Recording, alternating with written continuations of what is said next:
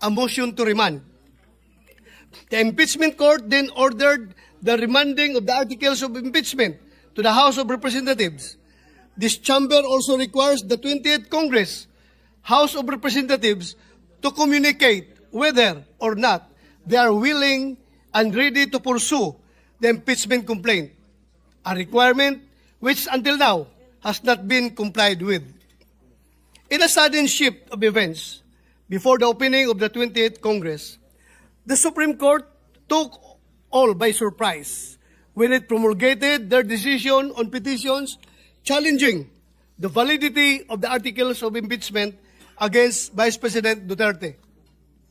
When the Supreme Court released their decision to the media, many people expressed their views. There are those who celebrated and commended the Supreme Court. Others voiced out their disappointments. Some criticized the decision. The mixed reactions seem to suggest that the decision promulgated lacks clarity. And yet, Mr. President, after reading the decision, I asked myself, is it long? Yes, 97 pages to be exact. Is it vague? No, Mr. President, it is clear as day. According to the plain meaning rule or verbal leges, if the statute is clear, plain, and free from ambiguity, it must be given its literal meaning and applied without interpretation. Now, even though the decision of the Supreme Court is not a statute, it still forms part of the legal system of the Philippines as mandated by Article 8 of the Civil Code of the Philippines. Since the decision of the Supreme Court is clear, plain, and free from ambiguity, applying the plain meaning rule, it should be given its literal meaning. That is, the articles of impeachment are unconstitutional. The Senate did not acquire jurisdiction, and the decision is immediately executory. Plain and simple. Kaya naman, Ginoong Pangulo, nagulat ako nung ako'y tanungin, susunod po ba ako or tayo sa desisyon ng Supreme Court? Hindi po ganun kataas ang tingin ko sa aking sarili. I honestly do not place myself in a position so high, too high, that I will be the one to be asked if I will obey the Supreme Court's ruling. Ang nakasaad sa ruling na yon, immediately executory. Wala namang postscript or PS sa baba na nagsasabing subject to your review and further evaluation. As a member of the Senate and as a citizen of this republic, I submit to the authority of the Supreme Court and respect its decision. Perhaps in shedding light on the highest court's duty, the Integrated Bar of the Philippines said it best, and I quote, "As the final arbiter of constitutional questions, the Supreme Court bears the solemn duty to interpret the law, determine its bounds, and clarify its implications, even when it revisits past doctrines or addresses new context. This authority is rooted in checks and balances, the very design that guards against the excesses of any branch. Mr. President, the rule of law is the foundation of our democracy. And if we are to be models of upholding the law, then it behoves us to listen and heed those who have been tasked by the Constitution to interpret the Constitution. The interpretation of the law remains lodged with the Supreme Court, and we must abide by its decision.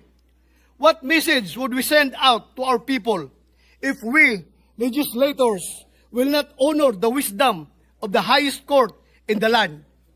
Are we not, in effect, promoting anarchy? I want to believe that indeed we are men and women of the law, that we live by rules and perform our mandate as elected officials within lawful means.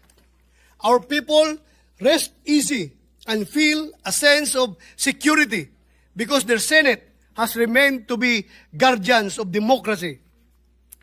Looking back, the Senate has accepted several Supreme Court decisions in the past.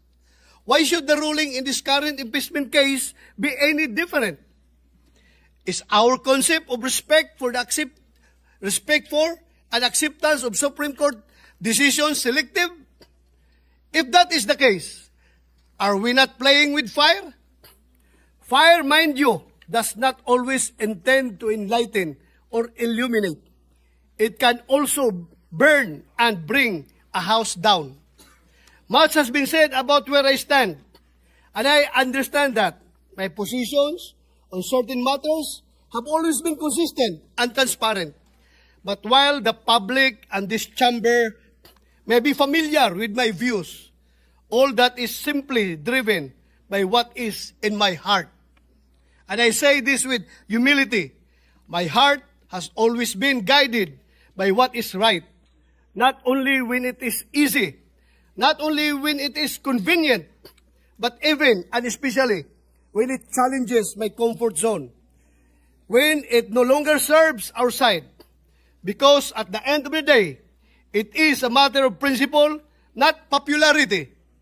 Perhaps sometimes we ought to protect our democracy, even from ourselves. Of course, the Senate is not a mere follower of the Supreme Court, but a co-equal branch, meant to respect the powers and functions of the latter in its decisions. I trust that the Senate will continue to peacefully coexist with the Supreme Court. Let us not allow this impeachment trial to become a venue and opportunity to disrupt our system of government. I hope this is not the time when we dance differently, when clearly the same song is playing.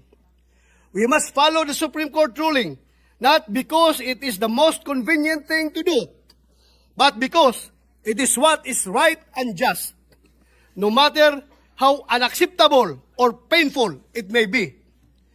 And this is why, Mr. President, I vote yes to adhering to the Supreme Court decision. Thank you, Mr. President. Thank you, Senator De La Rosa. Mr. Secretary. Senator Ejercito. Senator Ejercito is recognized. Yes, Mr. President, I likewise vote yes to adhere to the Supreme Court. Thank you, Senator Ejercito. Secretary. Senator Estrada. Senate President. Senate President Escudero.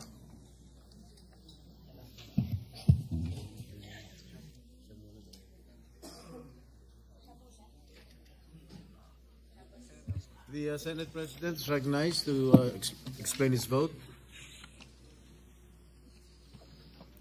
Thank you, Mr. President. Distinguished colleagues, sa mga minamahal nating kababayan. For many of us, the past 2 weeks have proven to be an exasperating, mentally and emotionally exhausting experience. Both sides have fought bitterly at the dialectical struggle to articulate what they respectively believe to be the correct position or view on the issues involved. Passions had run high as demonstrators, whether for or against impeachment, took to the streets armed with their familiar slogans and chants to air their voice on the matter. Various sectors of society, from business, retired military, academe, denominations of faith, offered suggestions for a return to a state of normalcy in the official relations of governmental branches.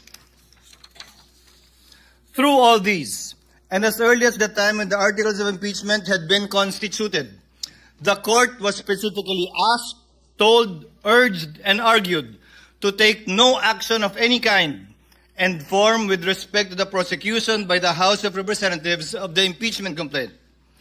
When the present petitions were knocking, so to speak, at the doorsteps of the court, the same clamor for non-interference was made through what are now arguments of lack of jurisdiction, non-justiciability, and judicial self-restraint, aimed at halting the court from any move that may have a bearing on the impeachment proceedings. The court did not heed the call to adopt a hands-off stance as far as the question of constitutionality of initiating the impeachment complaint is concerned. What lies in here, is an issue of genuine constitutional material which only the court can properly and competently address and adjudicate in accordance with clear-cut allocation of powers under our system. The claim, therefore, that the court, by judicially entangling itself with the process of impeachment, has effectively set up a regime of judicial supremacy is patently without basis in fact and in law, because it is not at all the business of the court to assert dominance, judicial dominance, over the other two great branches of government. Rather, the raison d'etre of the judiciary is to complement the discharge by the executive and legislative of their own powers to bring about ultimately the beneficent effects of having founded and ordered our society upon the rule of law. Mr. President, distinguished colleagues, the institution that is the Supreme Court, together with all other courts, has long held and been entrusted with the judicial power to resolve conflicting legal rights regardless of the personalities involved in their suits or actions. The court has dispensed justice over the course of time, unaffected by whomsoever stood to benefit or suffer therefrom, unafraid by whatever imputations or speculations could be made to it, so long as it rendered judgment according to the law and the facts. No one is above the law or the Constitution. This is a basic precept in any legal system which recognizes equality of all men before the law as essential to the law's moral authority and that of its agents to secure respect for and obedience to its commands. Perhaps there is no other government branch or instrumentality that is most zealous in protecting that principle of legal equality other than the Supreme Court, which has discerned in its meaning and ramifications through its application of numerous cases, especially the high-profile kind in the annals of jurisprudence. The Filipino nation and its democratic institutions have no doubt been put to a test once again by this impeachment case. Accordingly, the court resorted to no other than the Constitution in search for a solution to what many feared would ripen to a crisis in government. Sa muli, magandang gabi po sa ating lahat. Hindi ko po salita mga sinambit ko na ilang minuto.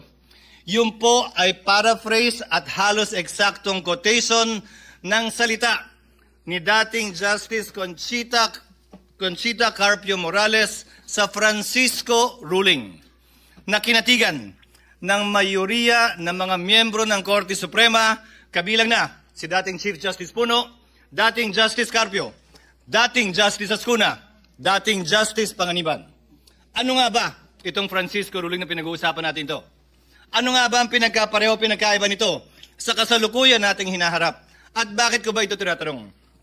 Ginoong Pangulo, bahagi ako ng Kongresong nagtangka na i-impeach si dating Chief Justice Davide.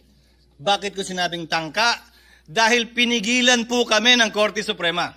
In-enjoin at nag-issue ng TRO ang Korte Suprema at ito yung desisyong yun. Francisco case na palaging sinasite po natin. Ano bang pinagkapareho? Ang aligasyon laban sa nasasakdal noon na si Chief Justice Davide, kaugnay din ng corruption. Daang milyon din. Ang pinag-usapan, initiation of impeachment, na dapat sole prerogative din ng Kamara. Ang pinag-usapan, ano bang definisyon ng initiation, na dapat sole jurisdiction din ng Kamara. Ang tanong ko po ay simple. Noong mga panahong yun, nasaan po lahat na nagrereklamo ngayon at nagko-question sa desisyon ng Korte Suprema? Yung mga mahistradong nagko-question ngayon na retirado na, bumoto sila pabor doon. Subalit ngayon, tila nag-iba ang posisyon. Ano nga ba ang pinagkaiba kung meron man? Klaro ang pinagkaiba. Iba ang pangalan ng nasasakdal. Today, Mr. President, distinguished colleagues, the very supremacy of the Supreme Court is being called into question, and with it, the very foundation of the rule of law. As Senate President and as a member of this chamber, and as a member of the bar, I will not sit idly by and allow this. At stake is the very idea that justice should be governed by laws that apply to all, equally to all, rather than the whims and caprices of public opinion. As Justice Frankfurter once said, if one man can be allowed to determine for himself what is law, every man can. That means first chaos, then tyranny. Legal process is an essential part of democratic process. Whether it's a mob or a minority, bias and prejudice blinds, divides, and destroys. Former U.S. Supreme Court Justice Sandra Day O'Connor also said it best. The law provides necessary continuity amidst our